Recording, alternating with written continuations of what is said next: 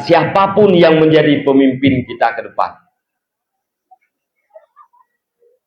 Kita sangat berharap agar pembenahan terhadap generasi Aceh ini harus terjadi. Selamatkan generasi Aceh.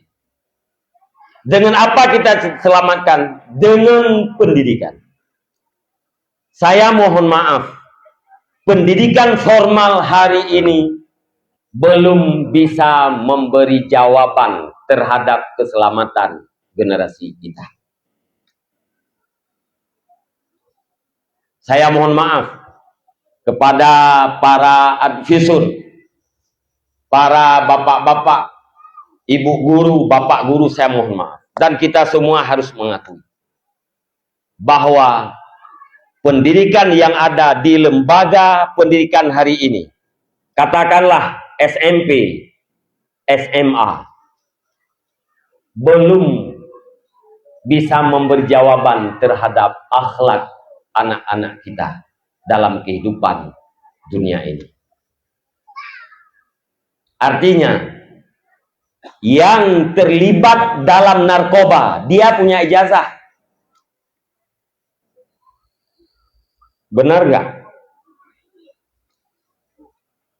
Seorang suami yang melakukan kekerasan terhadap istrinya, dia punya ijazah.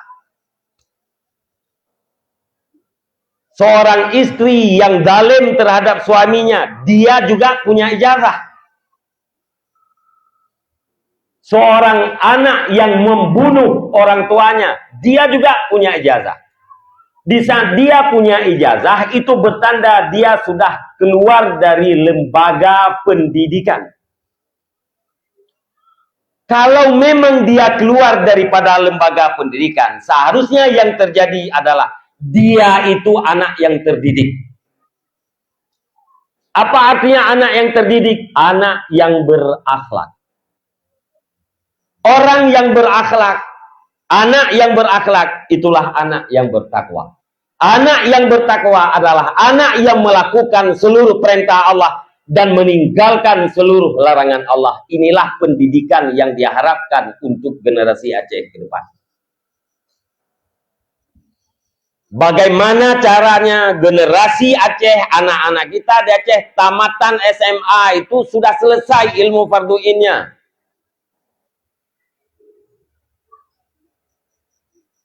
Di SD-nya dia harus sudah sah sembahyangnya. Misalnya anak kelas 3 SD harus sudah mampu membaca Al-Quran. Langsung belajar Al-Quran di SD. Bisa kalau pemerintah Aceh mau. Saya sudah baca di apa itu, di buku MOU itu, di butir MOU itu. Masalah pendidikan tidak termasuk dalam perkara yang mengikat antara Aceh dengan Jakarta. Akan tetapi Aceh boleh memformat pendidikan. Apalagi lewat Kementerian Pendidikan hari ini sudah ada sebuah pembaharuan. Kalau dulu, kalau yang lewat, tidak ada lagi ujian di rumah sekolah. Saya tidak tahu, barusan tahu. Kemudian anak tidak boleh diumumkan juara ranking 1, ranking 2, ranking 3, tidak boleh. Semuanya naik kelas. Semuanya ranking. Menurut keahliannya masing-masing. Ada yang ranking IPA-nya, ada yang ranking karatenya, ada yang ranking merokoknya, ada yang ranking caci makinya, semuanya punya ranking kata orang-orang itu. Pendidikan macam apa itu? Anak tidak boleh dicubit. Lihatlah generasi kita hari ini, ada anak SD yang menendang bapak guru, ada yang menendang ibu guru, sementara guru itu tidak berani bertindak. Dia harus berhadapan dengan hukum. Kiamat pendidikan kalau model ini. Tidak boleh itu. Di Aceh tidak boleh itu. Di Aceh harus ada format pendidikan. Maka kita berharap dan masyarakat harus berharap dan menitipkan harapan ini kepada seluruh pemimpin Aceh di setiap tingkatannya. Apakah itu DPRK-nya, DPRA-nya, bupati, wali kotanya, dan gubernur Aceh. Titipkan amanah. Selamatkan anak-anak kami. Kalau anak kami kita titipkan di pesantren, kami tidak punya kesanggupan, kata sebahagian orang. Atau ada orang yang punya kesanggupan, tetapi anak kami tidak mau di pesantren. Maka carilah solusi agar generasi bangsa Aceh ini selesai ilmu fardu ainnya di saat dia tamatan SMA. Itu baru pembangunan yang diharapkan oleh Rasulullah Sallallahu Alaihi Wasallam. Siapapun yang mampu mewujudkan ini, itulah amal jariahnya yang sangat besar terhadap bangsa Aceh, terhadap masyarakat Aceh. Kalau Bapak Armia terwujud sebagai pemimpin Kabupaten Tamiang ini, mampu mewujudkan pendidikan semacam ini, maka itu adalah amal jariah. Di saat Bapak tidur di alam barzah, maka selama-lamanya pahala itu mengalir. Gajian itu pendapatan seorang DPRK, pendapatan seorang DPRA, pendapatan yang sah seorang gubernur, seorang bupati itu tidak seberapa. Saya ini adalah anggota DPRA. Tidak seberapa itu. Lebih banyak pendapatan daripada pertanian. Kalau saya pribadi, lebih nyaman, lebih banyak dapat pendapatan di saat saya bertani. Ada jagung, tanam padi, kemudian ada tanaman-tanaman apa itu semacam terong dan segala macam. Pendapatannya bisa kita jumlahkan memadai dan kita sangat nyaman. Tidak ada orang yang berharap kepada kita, tidak ada amanah orang yang dititipkan kepada kita. Tetapi di saat kita jadi anggota DPRK, jadi bupati, jadi DPRA, jadi gubernur, kita sudah mengemban seluruh amanah umat Islam. Maka apabila kasat kita baik, apabila jalan yang kita tempuh ini baik, maka ingatlah, itu akan menjadi amal jariah yang akan terus mengalir di saat kita berada di alam barzah sana. Dan kita termasuk di dalam khairun nas amfa'uhum linnas. Manusia yang paling baik itu adalah manusia yang paling bermanfaat terhadap manusia yang lain. Maka Bapak Ibu sekalian, saya mohon maaf sekali lagi. Mari kita pertanyakan kembali, apakah lembaga SMP dan lembaga SMA itu sudah sah dikatakan pendidikan? Kita pertanyakan kembali, khususnya kita untuk Aceh.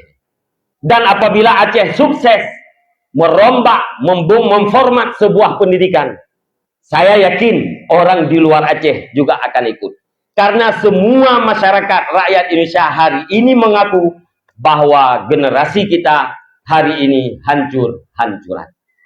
Kalau anak kita tamatan SMA, sudah punya ilmu akhlak fardu'in, sudah punya ilmu fikih fardu'in, sudah punya ilmu akidah fardu'in, maka segala sesuatu yang terjadi dalam masyarakat, kegiatan-kegiatan yang tidak menyenangkan hari ini, insya Allah akan turun drastis.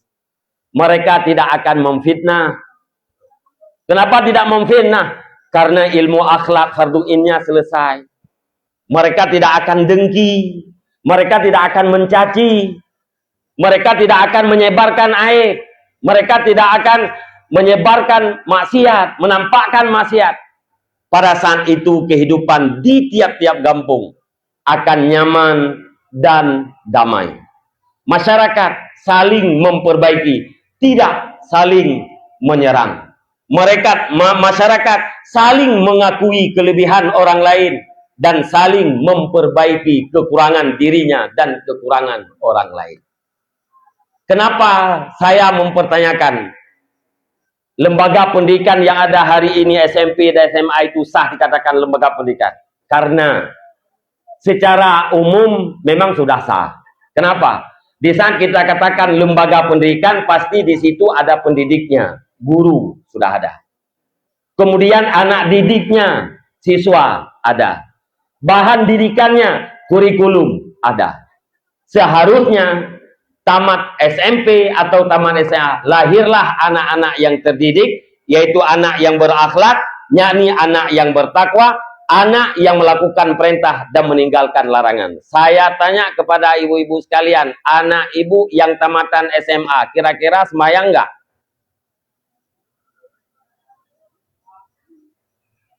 Kaum bapak, anak bapak yang tamatan SMA, kira-kira sembahyang enggak? Gimana? Ada yang tidak ya? Ada yang sembahyang, ada yang tidak sembahyang. Ya enggak? Ya. Pertanyaan saya, kenapa ada yang sembahyang, ada yang tidak? Padahal sama-sama dia tamatan SMA, pendidikan kurikulumnya sama. Kalau kita cek, ada anak SMP yang sembahyang.